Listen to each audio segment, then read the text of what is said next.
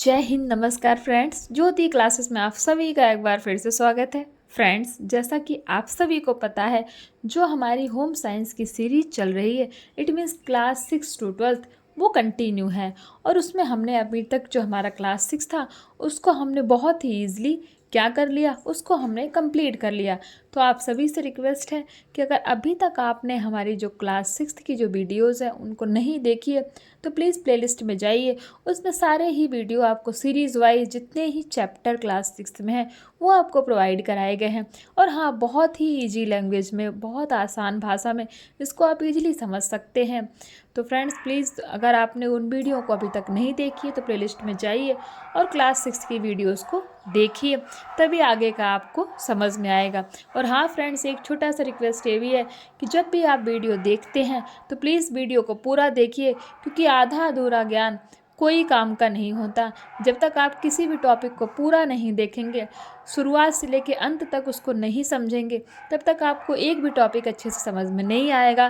तो please video को पूरा देखा करिए, तभी आपको हर एक टॉपिक क्लियर होगा। और हाँ, हमारा जो टारगेट है कि हम एक बार बुक को पढ़ करके जितने भी होम साइंस से रिलेटेड एग्ज़ाम हैं, चाहे टीजीटी, पीजीटी, नेट, कोई सा भी एग्ज़ाम हो, हम एक बार बुक पढ़ें और सारे ही एग्ज़ाम की तैयारी हम एक बार ही कर लें। जिससे कि किसी की भी वैकेंसी निकलती है तो हम हर एक एग्ज़ाम के लिए क्या कर रहे हैं, अपने आप को हम प्रिपेयर पाएँ, कि हमें ये ना हो कि हमारा टीजीटी का एग्ज़ाम है बट मैंने तैयारी तो पीजीटी की थी, पीजीटी का एग्ज़ाम है बट मैंने तो पीजीटी की तैयारी ही नहीं की।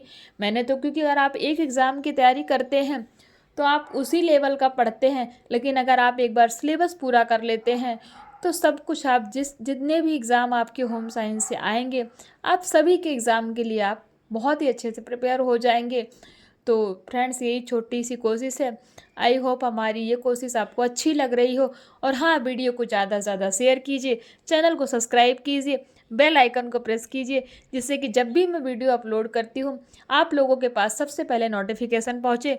और ज़्यादा से ज़्यादा लोगों के साथ शेयर इसलिए कीजिए क्योंकि उनको भी इससे क्या हो सके, उनको भी हेल्प मिल सके, ताकि वो भी हमारे साथ अपनी जो पढ़ाई है उसको कंटिन्यू रख सकें। तो चलिए फ्रेंड्स, ज़्यादा टाइम वेस्ट ना करते हुए शुरू करते हैं आज की क्लास। स्क्रीन पर आप देख पा रहे होंगे आज की क्लास में हम क्या पढ़ने वाले हैं। क्लास 7th, जिसमें है चैप्टर 3, और चैप्टर 3 में क्या है, गृह प्रबंध। और गृह प्रबंध में हम क्या पढ़ने वाले हैं, वस्तुओं के मूल्यों का ज्ञान एवं पारिवारिक हिसाब किताब रखना। इट मीन्स हम गृह प्रबंध में पढ़ेंगे वस्तुओं के मूल्यों का ज्ञान किस तरह होना चाहिए एवं पारिवारिक हिसाब किताब रखना। तो फ्रेंड्स, आज का टॉपिक शुरू करने से पहले हम हमेशा की तरह एक बार हमने प्रीवियस क्लास में क्या पढ़ा है उसका फटाफट क्विक रिवीजन ले लेते हैं, बिकॉज यू नो दैट ना, revision is the most important part of our study. तो हमने क्या पढ़ा था फ्रेंड्स प्रीवियस क्लास में, आप स्क्रीन पर देख पा रहे होंगे, ये था हमारा चैप्टर 2 जो हमने प्रीवियस क्लास में किया था। क्या किया था, घर की सफाई। घर की सफाई में हमने क्या देखा था, स्वच्छता का अर्थ देखा था। फिर हमने देखा था कि गंदगी उत्पन्न होने वाले कारण कौन कौन से हैं, 2 होते हैं, प्राकृतिक कारण और मानवीय कारण। प्राकृतिक कारण में कौन कौन से आते हैं और मानवीय कारण में कौन कौन से कारण आते हैं, इन सभी को हमने क्या किया था फ्रेंड्स, बहुत ही अच्छे से कंप्लीट किया था। तो फिर उसके बाद हमने देखा था सफाई। सफाई यानी कि सफाई क्या होती है, फिर सफाई करने के लिए कौन सी सामग्री का यूज़ होता है, यानी कि जब भी हमें सफाई करनी हो तो हमें क्या क्या हमारे पास जो सामग्री है वो होना चाहिए। तो हमने देखा था झाड़ू, ब्रश, झाड़न, कूड़ेदान एक्सेट्रा। तो ये हमने देखा था कि सफाई में यूज करने वाली कौन कौन सी सामग्री हमारे पास होनी चाहिए। फिर हमने देखा था, चलो ठीक है, सफाई में सामग्री तो पता चल गई कि कौन कौन सी वस्तुएं हमारे पास होनी चाहिए सफाई करने के लिए। फिर हमने देखी थी घर की सफाई होती कितने प्रकार की है, जो कि हमने क्लास 6 में भी पढ़ा था। 4 प्रकार की, कौन सी, दैनिक सफाई, साप्ताहिक सफाई, मासिक, वार्षिक, दैनिक रोज की जाने वाली सफाई, सप्ताह में 1 दिन की जाने वाली सफाई, मासिक महीने में 1 दिन की जाने वाली, और वार्षिक साल में 1 बार की जाने वाली सफाई। और इसके अंतर्गत कौन कौन सी सफाई आती है, इनको भी हमने देखा था। फिर हमने देखा था गंदगी को साफ करने के उपाय, यानी कि गंदगी को किस तरह से साफ किया जा सकता है, उसके क्या क्या उपाय हैं, उनके भी हमने क्या किए थे फ्रेंड्स, कुछ पॉइंट्स देखे थे। और फिर हमने देखा था कि घर की सफाई करते समय ध्यान रखने योग्य मुख्य बातें कौन कौन सी हैं, उनको भी हमने देखा था कि जब भी हम घर की सफाई कर रहे हों तो हमें किन किन बातों का ध्यान रखना चाहिए। फिर हमने देखा था, लास्ट था हमारा घर की सफाई के लाभ, कि ठीक है सब कुछ बढ़िया है, हमने ध्यान भी रख लिया, सामग्री भी इकट्ठा कर लिया, सब कुछ कर लिया, लेकिन घर की सफाई करने के लाभ क्या क्या होते हैं उनके भी कुछ पॉइंट्स हमने देखे थे फ्रेंड्स। ये था हमारा चैप्टर 2 जो कि कंप्लीट हुआ था। उस रात में देखा था उसके स्मरणीय तथ्य, यानी कि इस चैप्टर में ध्यान रखने योग्य मुख्य बातें कौन कौन सी है उन पे हमने नज़र डाली थी, और साथ ही साथ इसकी प्रश्नावली की थी जिसमें हमने कुछ बहुविकल्पीय, रिक्त स्थान और सही गलत कवर किए थे। तो आई होप फ्रेंड्स आपका एक बार क्विक रिवीजन हो गया होगा। ये थी हमारी प्रीवियस क्लास। शुरू करते हैं आज की क्लास। तो जैसे मैंने आपको बताया, आज की क्लास में हम करने वाले हैं गृह प्रबंध, और उसमें करेंगे वस्तुओं के मूल्य का ज्ञान एवं पारिवारिक हिसाब किताब रखना। It means knowledge of market price and family keeping accounts. तो फ्रेंड्स बहुत ही इंटरेस्टिंग और बहुत ही इंपॉर्टेंट चैप्टर है। टीजीटी पीजीटी में इससे रिलेटेड बहुत ही क्वेश्चंस आते हैं फ्रेंड्स। तो चलिए शुरू करते हैं। देखते हैं, कुशल गृहिणी वही है जो अपने घर के कार्यों को भली भांति करे, यानी कि अच्छे से करे। यदि गृहिणी घर के सभी सदस्यों की आवश्यकता को ध्यान में रखकर कार्य करती है तो सभी सदस्य क्या होते हैं, संतुष्ट होते रहते हैं, यानी कि खुश रहते हैं। गृह व्यवस्था से तात्पर्य ही घर की व्यवस्था है, यानी कि गृह व्यवस्था का मतलब ही क्या है, घर की व्यवस्था। घर की हर प्रकार से व्यवस्था करना गृहिणी का कर्तव्य है। यह कार्य चाहे वह खुद करे या नौकर चाकर से करवाए, घर पूर्ण रूप से व्यवस्थित होना चाहिए, तभी गृहिणी सुगृहिणी कहलाएगी। गृहिणी घर की स्वामिनी होती है, यानी कि मालकिन होती है। घर को स्वर्ग के समान सुंदर बनाने का कार्य भी कौन करता है, गृहिणी ही करती है। घर का वातावरण सुखमय होगा तो धन की बचत होगी। देखते हैं, वस्तुओं के मूल्यों का ज्ञान होना, कि यानी कि जो भी हम वस्तु खरीदते हैं उनके मूल्यों का हमें ज्ञान भी होना चाहिए। एक कुशल गृहिणी को वस्तुओं के बाजार मूल्यों की जानकारी होनी चाहिए, कि बाजार में जो भी वस्तु मिल रही है वो कितने मूल्य में मिल रही है, ये क्या होना चाहिए, गृहिणी को इसकी जानकारी होना चाहिए। वस्तुओं के मूल्य बाजार में घटते बढ़ते रहते हैं। गृहिणी को समान बाजार मूल्यों को देखकर ही खरीदारी करनी चाहिए, यानी कि जो गृहिणी होती है उसको सामान बाजार के मूल्यों को देखकर ही खरीदारी करनी चाहिए, कि बाजार में सामान्य मूल्य क्या चल रहे हैं। गृहिणी अपनी आय के अनुसार ही व्यय करती है। आय मतलब जो वो कमाती है, यानी कि जितना उसके पास पैसा आता है, जो उसकी कमाई है, और व्यय मतलब जो वो खर्चा करती है। तो आय के अनुसार ही क्या करती है, व्यय करती है।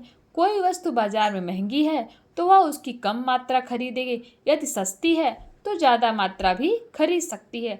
अतः वह अपनी उचित आय से परिवार की अधिकतम आवश्यकताओं की पूर्ति करती है।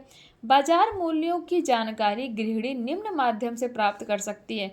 अब किसी भी गृहिणी को बाजार मूल्यों की जानकारी कैसे प्राप्त हो सकती है, बहुत सारे तरीके हैं। नंबर 1 समाचार पत्र, नंबर 2 बाजार, नंबर 3 रेडियो और टीवी, नंबर 4 व्यक्तिगत रूप से। अब समाचार पत्र से कैसे जानकारी कर सकती है, दैनिक समाचार पत्र से वस्तुओं के मूल्य ज्ञात कर सकती है। समाचार में निकलता है ना कि सब तरह के न्यूज निकलते हैं, तो जब भी न्यूज़पेपर पढ़ती है तो उससे पता लग जाता है कि बाजार का भाव क्या चल रहा है। नंबर 2 बाजार, बाजार में कई दुकानों से पूछकर भी वस्तुओं के मूल्यों की जानकारी प्राप्त कर सकती है। नंबर 3 रेडियो और टीवी, रेडियो और टीवी पर विज्ञापन आते हैं जिनमें वस्तुओं के मूल्य भी बताए जाते हैं। नंबर 4 व्यक्तिगत रूप से, पड़ोस के व्यक्तियों से पूछकर या अन्य आने जाने वाले व्यक्तियों से पूछकर मूल्यों का क्या होता है, पता लगाया जा सकता है। अब देखते हैं, आय व्यय का हिसाब किताब रखना, यानी कि कितना पैसा आ रहा है और कितना खर्च हो रहा है, इसका क्या हिसाब किताब किस तरह रखा जा सकता है। परिवार की अर्थव्यवस्था को ढंग से चलाने के लिए पूरे माह में कुल कितनी आय हुई है तथा कुल कितना खर्च हुआ है, यह जानना आवश्यक है। परिवार का हिसाब लिखने के लिए व्यय की निम्न मदों का ध्यान में रखना चाहिए, यानी कि अगर परिवार का जो हिसाब है उसको लिखने के लिए क्या करना चाहिए, कि जो भी हमने खर्च किया है, व्यय किया है, उनका हमें पता होना चाहिए, यानी कि उनका हमें ज्ञान होना चाहिए। व्यय की मुख्य मतें, बजट बनाने से पूर्व आवश्यकता की एक सूची बना ली जाती है जिसे अंग या मद कहते हैं। जिसे क्या कहते हैं? अंग या मद कहते हैं। किसको? आवश्यकता की जो सूची बना ली जाती है उसे ही हम क्या कहते हैं? अंग या मद कहते हैं। नंबर 1, मकान। मकान का किराया बजट का प्रमुख अंग है। यदि मकान अपना हो तो गृह कर, जल कर, भूमि कर, मकान की मरम्मत, पुताई आदि का खर्च इस मद में शामिल किया जा सकता है।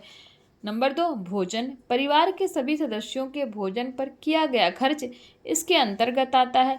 नंबर 3, वस्त्र। सभी सदस्यों के जो भी वस्त्र बनते हैं उनका व्यय होता है।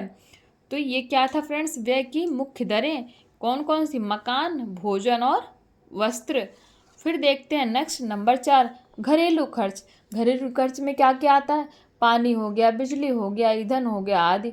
नंबर 5, निजी खर्च। अपना खुद का, सिगरेट, पान बीड़ी, पान मसाला आदि, यानी कि कोई सिगरेट पीता है, पान बीड़ी खाता है तो उसका अपना क्या हो गया? वो पर्सनल खर्च हो गया। हालांकि हमें ये सब नहीं करना चाहिए, फिर भी कई सारे लोग हैं इसको करते हैं। अब इनकी जगह पे जो फ्रूट्स खाते हैं, जो जूस पीते हैं, तो उनका भी अपना वो क्या होता है? पर्सनल खर्चा हो जाता है। शिक्षा, school fees, tuition fees, stationery, अखबार आदि। शिक्षा पर इस तरह से खर्चा किया जा सकता है।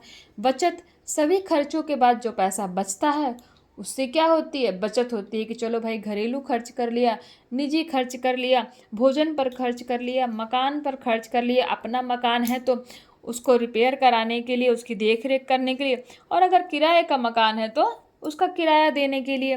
फिर हमने क्या किया? वस्त्र पर खर्च कर लिया। तो इन सब के बाद जो पैसा हमारे पास बच जाता है उसी को हम क्या कहते हैं? बचत कहते हैं। उससे क्या होती है? बचत होती है। अब देखते हैं आय व्यय के हिसाब रखने के कारण, कि हमें आय और व्यय का हिसाब किस लिए रखना चाहिए। आज की इस भागदौड़ की जिंदगी में हर व्यक्ति अपनी आय में अधिक से अधिक साधन सुविधाएं जुटाना चाहता है। ऐसी स्थिति में आय व्यय के हिसाब द्वारा ही हम अपने पारिवारिक जीवन को सुखी एवं संतुष्ट बना सकते हैं। मनुष्य की आवश्यकताओं की कोई सीमा नहीं है, परंतु आमदनी सीमित होती है। इसीलिए उसे अपनी आमदनी के अनुसार ही व्यय करना चाहिए। कहने का मतलब है कि हमारी आवश्यकताओं की कोई भी सीमा नहीं, यानी कि कोई भी अंत नहीं है।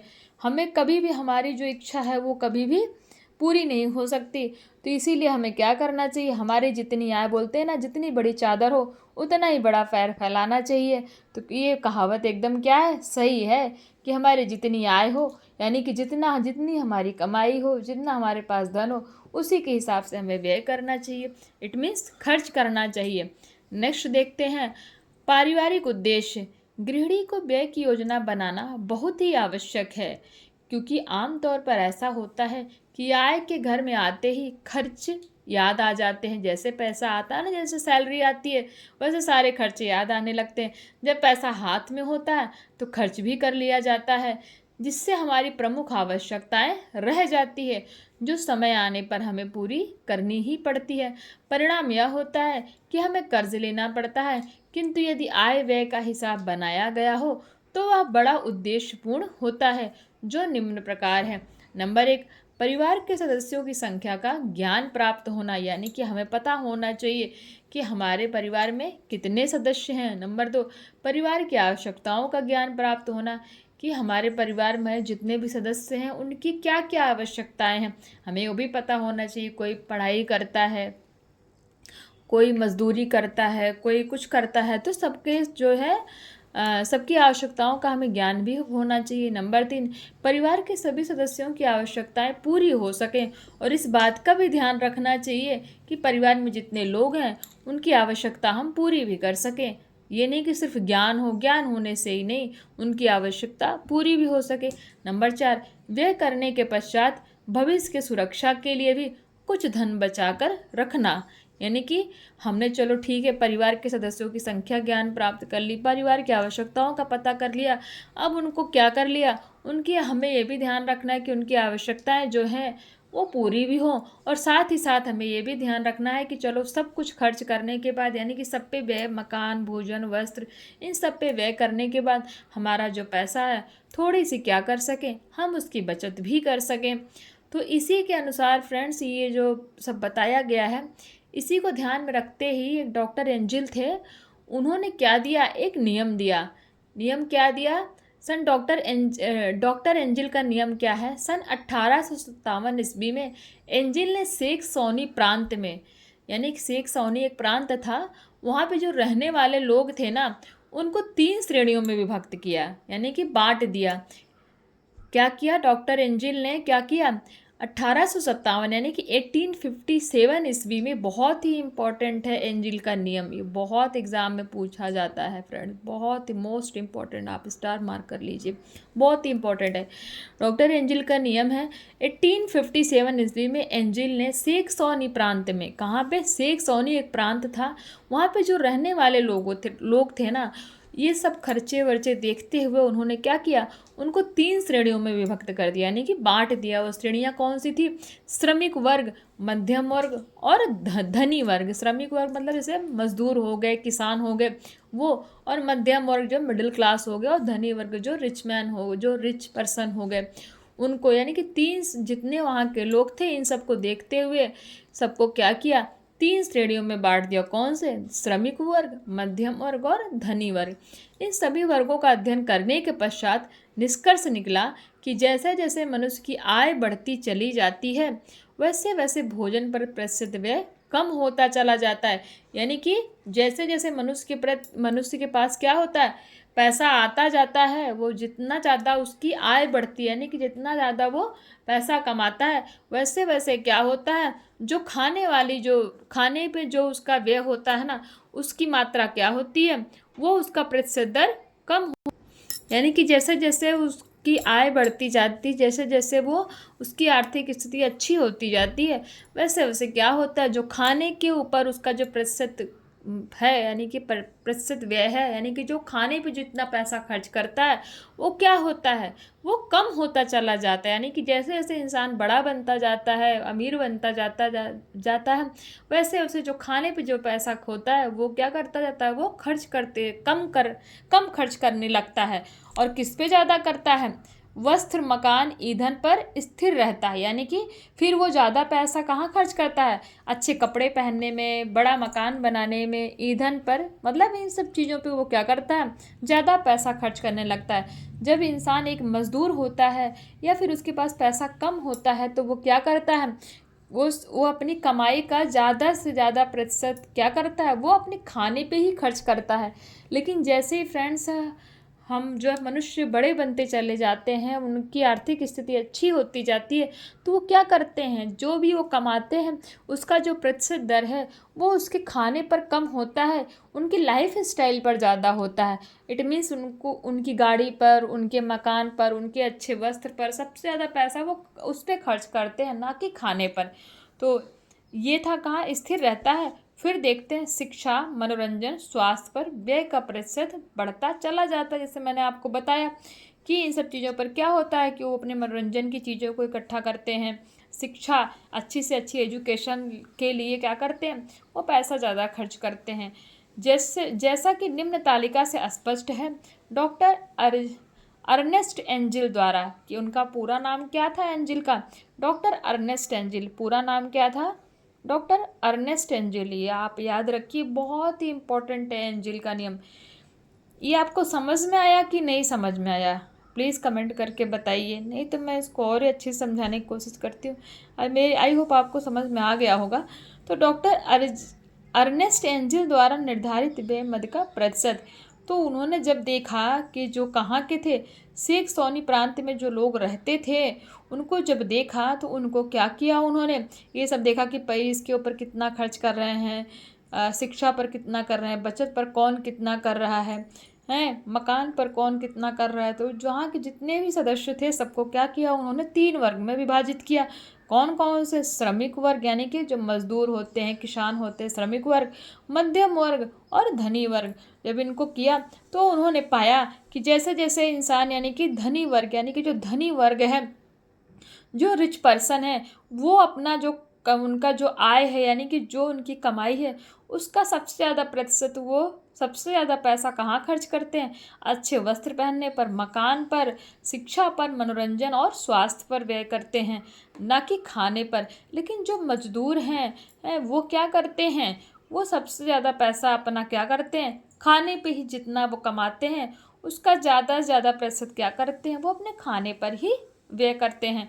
तो ये देखिए इन्होंने दे रखा है क्रम संख्या: भोजन, वस्त्र, मकान, प्रकाश, ईंधन, स्वास्थ्य, शिक्षा, मनोरंजन और योग।